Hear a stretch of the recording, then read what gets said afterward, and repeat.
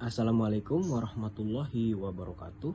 Terima kasih atas waktu yang telah diberikan kepada kelompok kami untuk menyampaikan hasil diskusi kelompok kami, yaitu kelompok 5 yang beranggotakan yang pertama ada Kak Amania Humaida, yang kedua Kak Anissa Safitri, yang ketiga Febi Tiawan Nur Hasanah Putri, selanjutnya ada Muhammad Fauzanur Rahmawati, dan saya sendiri selaku moderator Rama Faranada. Pada mata kuliah perancang dan pengembangan kurikulum. Baik, pada teman-teman yang menyampaikan materi, waktu dan tempat saya persilakan. Perkenalkan, nama saya Anissa Fitri. Saya di sini akan membawakan prinsip efisiensi. Prinsip efisiensi yaitu mengusahakan agar dalam pengembangan kurikulum dapat mendayagunakan waktu, tenaga, peralatan, biaya, dan sumber-sumber lainnya secara optimal, cermat, dan tepat sehingga hasil yang diinginkan memadai. Nah, prinsip ini perlu kita perhatikan agar menghasilkan efisiensi sebagaimana mestinya yang berlaku di masyarakat.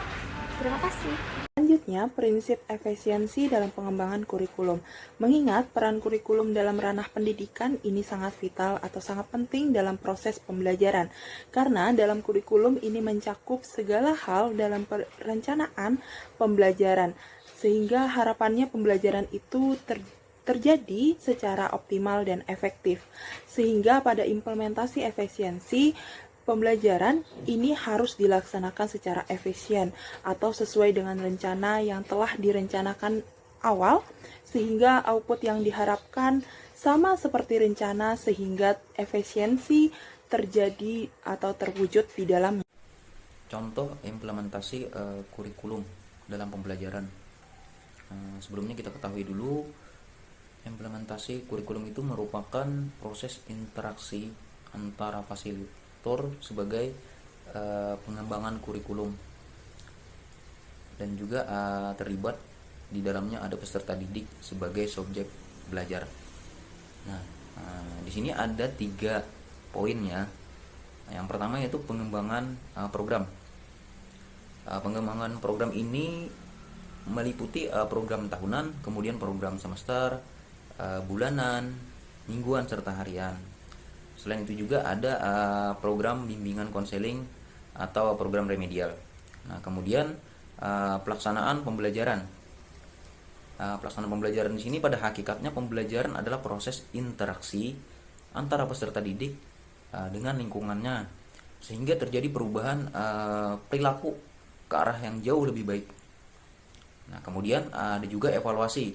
Evaluasi di sini yaitu proses yang dilaksanakan sepanjang proses pelaksanaan kurikulum semester, serta penilaian akhir yang mencakup penilaian keseluruhan secara utuh untuk keperluan evaluasi pelaksanaan kurikulum tersebut. Nah, sebagai contoh implementasi kurikulum dalam pembelajaran di era sekarang kan, karena adanya COVID-19 tidak menutup kemungkinan untuk sekolah kan kebanyakan diliburkan. Nah, jadi penerapan kurikulum sekarang itu mengharuskan untuk memunculkan inovasi terbaru, yakni dengan cara pembelajaran online. Jadi siswa contohnya misalkan pembelajaran dari Senin sampai Rabu itu bisa melalui pembelajaran online atau pembelajaran lewat Zoom. Kemudian Kamis sampai dengan Jumat itu bisa siswa belajar secara mandiri. Nah, jadi siswa dia belajar sendiri. Kemudian selanjutnya Sabtu Minggu kemungkinan ada yang libur. Nah, jadi seperti itu. Menggunakan prinsip efisien dalam pengembangan kurikulum di sekolah. Kurikulum yang dikembangkan bersifat efisien atau praktis secara optimal. Kurikulum yang dikembangkan hendaknya bersifat mudah dipahami dan juga dikerjakan. Alat yang digunakan dalam pengembangan kurikulum dan juga pembelajaran hendaknya bersifat sederhana dan juga cenderung murah atau ramah di kantong.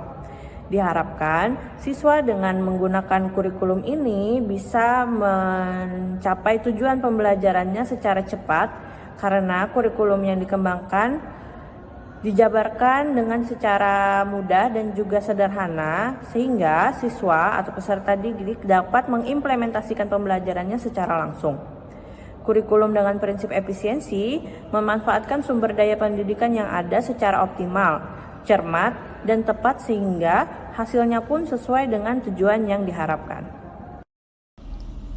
Baik, di sini saya akan melanjutkan penjelasan dari Kak Amania mengenai prinsip efisiensi kurikulum pada suatu sekolah, yang mana dalam prinsip efisiensi ini kita harus merumuskan bagaimana pengembangan kurikulum di suatu sekolah dengan menggunakan prinsip efisiensi. Nah, yang keempat, cara untuk merumuskan prinsip efisiensi ini kita harus memanajemen waktu dalam proses pembelajaran. Misalnya pada saat menjelaskan materi itu diberi waktu sekitar 10-15 menit, kemudian dilanjutkan dengan kegiatan lain seperti diskusi, latihan, dan lain sebagainya, sehingga waktu dalam proses pembelajaran itu dapat digunakan sebaik mungkin. Dan yang kelima itu penggunaan dana dan fasilitas yang digunakan sesuai dengan porsinya, sehingga fasilitas dan dana yang dikeluarkan atau yang digunakan itu dapat efisien, tidak boros ataupun berlebihan dalam satu kegiatan, sehingga dapat dipakai untuk kegiatan selanjutnya. Mungkin itu saja materi yang dapat saya jelaskan. Selanjutnya saya kembalikan ke moderator. Baik, alhamdulillah sudah selesai presentasi yang sudah kita paparkan. Terima kasih kepada teman-teman penyaji, pemateri yang telah menyampaikan argumen-argumen materinya, dan juga kepada peserta-peserta yang telah berhadir, kepada Bapak Ibu dosen juga. Terima kasih. Sekian presentasi dari kami. Wabillahi taufiq wal hidayah. Wassalamualaikum warahmatullahi wabarakatuh.